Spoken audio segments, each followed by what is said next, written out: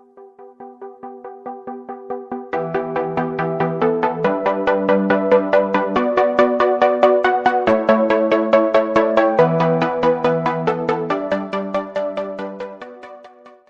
वालेकुम स्टूडेंट्स, आज के इस वीडियो में हम 9th क्लास के केमिस्ट्री चैप्टर नंबर 8 का जिसका नाम है केमिकल रिएक्टिविटी, इसका नेक्स्ट टॉपिक डिस्कस करेंगे जिसका नाम है मेटल्स। मेटल्स क्या होते हैं, पीरियोडिक टेबल में कहाँ पे पाए जाते हैं। लास्ट इंट्रोडक्शन वाले लेक्चर में हमने देखा था कि मेटल्स एस और डी ब्लॉक में पाए जाते हैं, और एस और डी ब्लॉक में यानी जितने भी एलिमेंट्स होते हैं वो मेटल्स की कैटेगरी में आ जाते हैं। हम उनको कहते हैं मेटल्स। मेटल्स क्या होते हैं, हम इसको किस तरह डिफाइन करेंगे। तो मेटल्स को अगर हम डेफिनेशन के लिहाज से देखें तो लास्ट टाइम हमने कहा था कि वो तमाम एलिमेंट्स पीरियोडिक टेबल में वो तमाम एलिमेंट जो इजीली इलेक्ट्रॉन लॉस कर देते हैं। इजीली इलेक्ट्रॉन लॉस करने से मुराद ये है कि अपनी मर्जी से इलेक्ट्रॉन लॉस कर देते हैं, कोई जोर जबरदस्ती नहीं, मजबूरी की वजह से इलेक्ट्रॉन लॉस ना करें। जो अपनी मर्जी से इलेक्ट्रॉन लॉस करे उसी को हम मेटल्स कहेंगे। इसी तरह जब भी कोई एलिमेंट इलेक्ट्रॉन लॉस करता है तो उसके ऊपर पॉजिटिव चार्ज गालिब आ जाता है, यानी वो कैटाइंस बन जाते हैं, उन पर पॉजिटिव चार्ज होता है, तो ये कैटाइंस बनाते हैं और ये नेचर में इलेक्ट्रोपॉजिटिव होते हैं। ये नेचर में इलेक्ट्रोपॉजिटिव होते हैं। इलेक्ट्रोपॉजिटिव, इलेक्ट्रो कहते हैं चार्ज को कहते हैं, और पॉजिटिव मतलब पॉजिटिव, ये अपने ऊपर पॉजिटिव चार्ज पसंद करते हैं। तो वो तमाम एलिमेंट जो आसानी से इलेक्ट्रॉन लॉस करे और कैटाइन बनाए और इलेक्ट्रोपॉजिटिव होते हैं, उन्हीं को हम मेटल्स कहते हैं, वही मेटल्स कहलाएंगे। पीरियोडिक टेबल में वही तमाम एलिमेंट्स मेटल्स कहलाएंगे। अब अगर हम देखें कि ये मेटल्स कौन कौन से, किस तरह हमारे पास, फिर मेटल्स को आगे हम क्लासिफाई करते हैं रिएक्टिविटी की बुनियाद पर। कुछ मेटल्स ऐसी होती हैं जो बहुत ही ज्यादा रिएक्टिव होती हैं, बहुत तेजी से रिएक्ट करती हैं, उनको हम कहते हैं वेरी रिएक्टिव मेटल। और कुछ मेटल्स ऐसी होती हैं जो मॉडरेटली रिएक्ट करती हैं, दरमियाने दर्जे पर रिएक्ट करती हैं, उनको हम कहते हैं मॉडरेटली रिएक्टिव मेटल्स। और कुछ मेटल्स ऐसी होती हैं जो बहुत ही कम रिएक्ट करती हैं, रिएक्टिविटी उनकी बहुत कम होती है, उन मेटल्स को हम लीस्ट रिएक्टिव और नोबल मेटल्स कहेंगे। तो वेरी रिएक्टिव मेटल्स को जब हम बात करेंगे, वेरी रिएक्टिव मेटल में कौन सी आ जाती हैं एलिमेंट्स को मेटल्स को हम क्लासिफाई करते हैं on the basis of reactivity. तो वेरी रिएक्टिव मेटल्स, और फिर दूसरे होते हैं मॉडरेटली रिएक्टिव मेटल, दरमियाने दर्जे पर वो रिएक्ट करें, मॉडरेटली रिएक्टिव मेटल्स।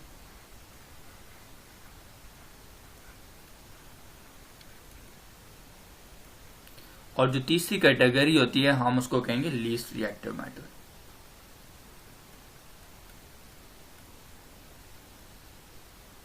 वो कहलाएंगे लीस्ट रिएक्टिव,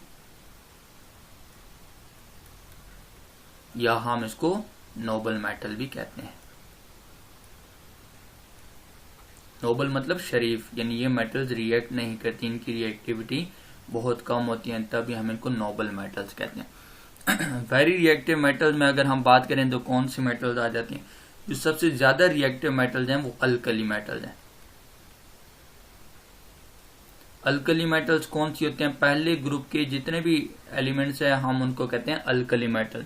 इसमें मिसाल के तौर पर हमारे पास लिथियम है, इसी तरह सोडियम है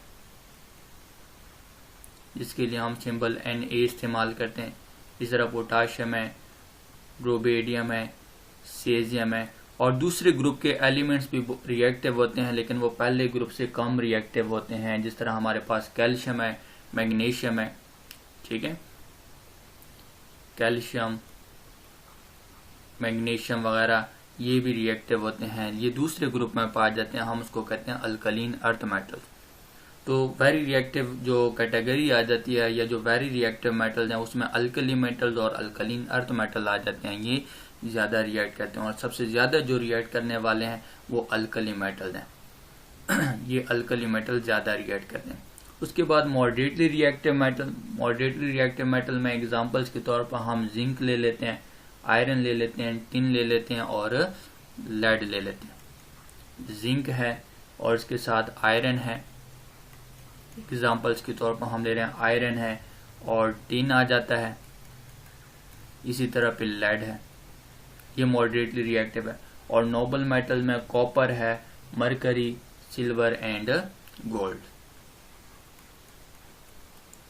कॉपर है, इसी तरह फिर हमारे पास मरकरी और सिल्वर है, इसके साथ गोल्ड, सिल्वर गोल्ड वगैरह ये नोबल मेटल है। ये ज्यादा रिएक्ट नहीं करती, इनकी रिएक्टिविटी बहुत कम होती है। तो इस तरह हमने मेटल्स को क्लासिफाई किया रिएक्टिविटीज की बुनियाद पर कि कौन ज्यादा रिएक्टिव और कौन कम रिएक्टिव।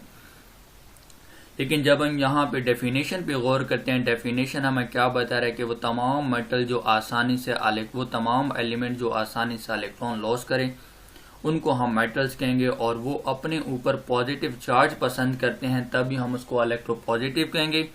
और जो एलिमेंट इलेक्ट्रॉन लॉस करेगा उस पर पॉजिटिव चार्ज आएगा, तो इलेक्ट्रॉन लॉस करने से जो हमारे पास आयंस बनेंगे उस आयंस को हम कैटायंस कहेंगे। वो कौन सी स्पीशीज होंगी? कैटायंस होंगी। एग्जांपल्स के तौर पर देखें कि ये कैटायंस क्या होते हैं और कौन से आसानी से इलेक्ट्रॉन लॉस कर देते हैं। हम सोडियम की एग्जांपल ले लेते हैं। सोडियम का एटॉमिक नंबर 11 है।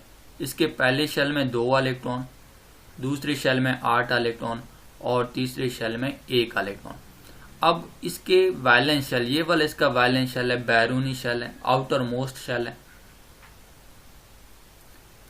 ये इसका वैलेंस शेल है। इसके वैलेंस शेल में टोटल कितने इलेक्ट्रॉन है? 1 है। और हमने लास्ट टाइम पढ़ा था कि एलिमेंट को स्टेबल होने के लिए कितने इलेक्ट्रॉन चाहिए? 8 इलेक्ट्रॉन चाहिए वैलेंस शेल में। तो इसके वैलेंस शेल में 1 इलेक्ट्रॉन है और 7 इलेक्ट्रॉन इसको गेन करने हैं। 7 इलेक्ट्रॉन गेन करेगा तब ये इलेक्ट्रॉन पूरे हो जाएंगे। तो ये अंडरस्टूड है, कॉमन सेंस की बात है कि पूरे पीरियोडिक टेबल में 7 इलेक्ट्रॉन इसको कोई भी नहीं दे पाएगा और कोई भी एलिमेंट 7 इलेक्ट्रॉन इसको डोनेट नहीं कर सकता। और 7 इलेक्ट्रॉन्स के गेन करने के इंतजार में सोडियम का बैठे रहना, ये इसकी बेवकूफ़ी होगी कि अगर सोडियम 7 इलेक्ट्रॉन गेन करने के इंतजार में है तो ये इसकी बेवकूफ़ी होगी। तो इसके पास दूसरा रास्ता ये है कि ये अपना 1 इलेक्ट्रॉन लॉस करे। तो 1 इलेक्ट्रॉन को लॉस करना इजी है, 1 इलेक्ट्रॉन आसानी से लॉस करेगा, लेकिन 7 इलेक्ट्रॉन गेन करना वेरी डिफिकल्ट है, बहुत ही डिफिकल्ट, बल्कि इम्पॉसिबल है। हम इसको क्या कहेंगे? इम्पॉसिबल भी कहेंगे। इम्पॉसिबल है, नामुमकिन है कि कोई इसको 7 इलेक्ट्रॉन दे सके।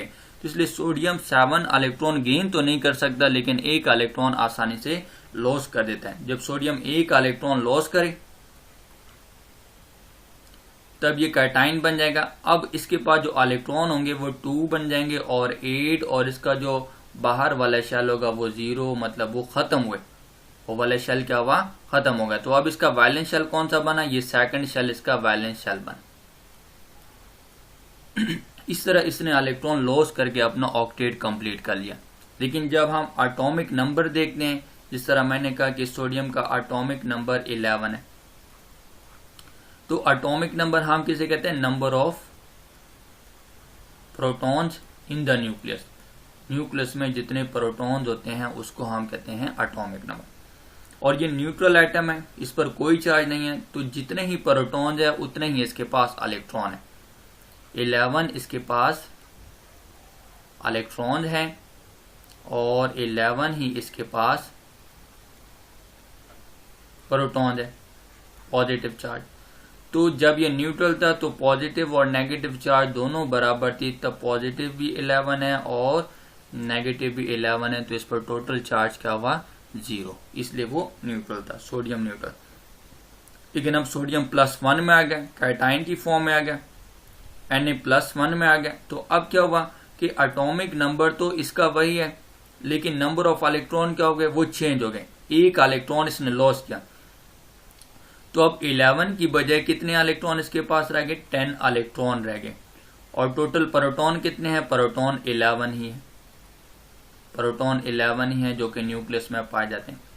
अब 11 प्रोटॉन है इसके पास और 10 इलेक्ट्रॉन है। अंडरस्टूड है कि 10 इलेक्ट्रॉन 10 प्रोटॉन को कैंसिल कर देंगे, वो 0 बन जाएंगे, लेकिन एक प्रोटॉन इसके पास ज्यादा है और एक प्रोटॉन बढ़ने की वजह से इस पर चार्ज क्या आ जाएगा +1। यानी यहाँ पे टोटल जो नेगेटिव चार्ज है वो 10 है और जो पॉजिटिव चार्ज है वो टोटल 11 है। तो 10 पॉजिटिव चार्ज 10 नेगेटिव चार्ज के साथ बैलेंस हो जाएंगे और एक पॉजिटिव चार्ज इसका ज्यादा है, तो एक पॉजिटिव चार्ज बढ़ने की वजह से इस पर +1 चार्ज आ जाएगा। तो पॉजिटिव चार्ज इस तरह क्या हुआ, डोमिनेंट हुआ। तो जब भी कोई एलिमेंट इलेक्ट्रॉन लॉस करता है उस पर क्या आएगा, पॉजिटिव चार्ज आएगा।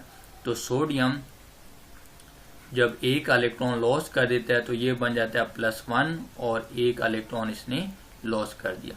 यहाँ पे जिसकी कन्फिगरेशन थी वो कितनी थी, पहले शेल में 2 इलेक्ट्रॉन, दूसरे में 8 और तीसरे में 1। इसी तरह यहाँ पे पहले शेल में 2, दूसरे में 8 और एक इसने लॉस कर दिया। इसके पास यहाँ पे टोटल 11 इलेक्ट्रॉन है और 11 ही इसके पास प्रोटॉन है, लेकिन यहाँ पे इसके पास अब 10 इलेक्ट्रॉन है और 11 प्रोटॉन है। तो प्रोटॉन ज्यादा है, एक प्रोटॉन ज्यादा है, इस पर +1 चार्ज आ गया और अपने ऊपर ये पॉजिटिव चार्ज पसंद करते हैं। इसलिए मेटल जो भी हो, जो भी एलिमेंट जो कि मेटल्स की कैटेगरी में आएगा वो इजिली इलेक्ट्रॉन लॉस करेगा, इजिली इलेक्ट्रॉन लॉस करेगा और कैटाइन बनाएगा। कैटाइन की फॉर्मेशन होगी और इसके अलावा ये नेचर में कहोंगे इलेक्ट्रो पॉजिटिव होंगे, यानी अपने ऊपर पॉजिटिव चार्ज पसंद करेंगे, उसी को हम मेटल्स कहेंगे। इंशाल्लाह नेक्स्ट लेक्चर में हम मेटल्स की फिजिकल प्रॉपर्टीज को डिस्कस करेंगे। अपना ख्याल रखिएगा।